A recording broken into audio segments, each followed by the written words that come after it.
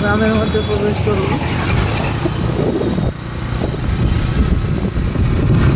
এটা বাঁশবাগান অনেক বড়। কি বাঁশ, আর বিশাল এত বড় বাঁশ বাগান কিন্তু নাই বলতে গেলে।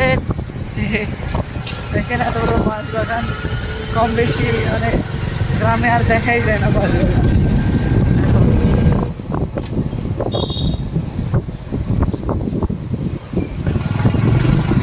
বাংলাদেশের উত্তরবঙ্গের মধ্যে যে গ্রামগুলো রয়েছে সেগুলো প্রায় মাটির বাড়ি।